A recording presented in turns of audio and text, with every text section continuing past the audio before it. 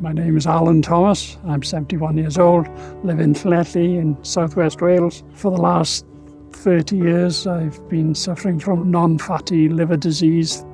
Although my liver disease is generic, I was told at the time by the consultant that it was manageable if I followed fairly strict guidelines on diet and intake of alcohol especially. There was the stigma, oh, he likes to drink, as they say locally.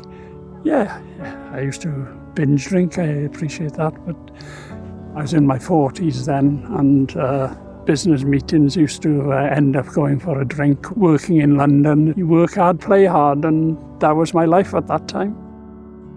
I found that I abstained from drink for about 2 years and my liver recovered. I'm glad I listened to the consultant in saying you can improve your condition. It's something I would recommend.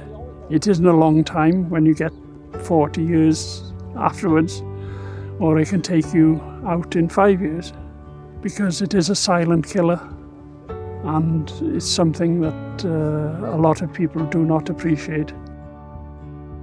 About 2 years ago then, it was found that I had some anomalies in the liver. I didn't have any pain, I was getting fatigued, and the word cancer was used in the diagnosis, which, as frightening as it was, is something I've had to accept.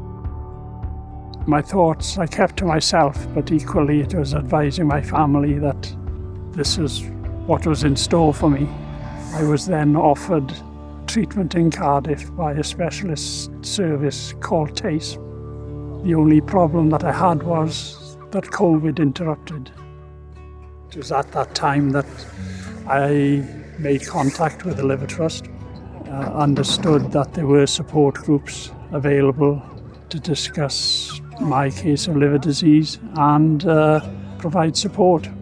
I found it hard to accept that treatment for cancer was being curtailed, but by making contact and using group support that I used in the Liver Trust, I found, as well as being fruitful, it was sustaining it and gave me extra strength at a time when I was fairly low, because nobody had the answers. Nobody could tell when or if COVID could be overcome. I found that by talking about it and explaining to people what my condition was, as much as I knew at that time, it allowed me to see what the new year would bring. And then I had a phone call to say that they were able to offer me specialist treatment in Cardiff. So it seems that this last treatment is a lot better. I'm a lot more positive about it. I'll know in about a month's time how well that's gone. And there's something to look forward to and something to work for, and gives me a lot of strength.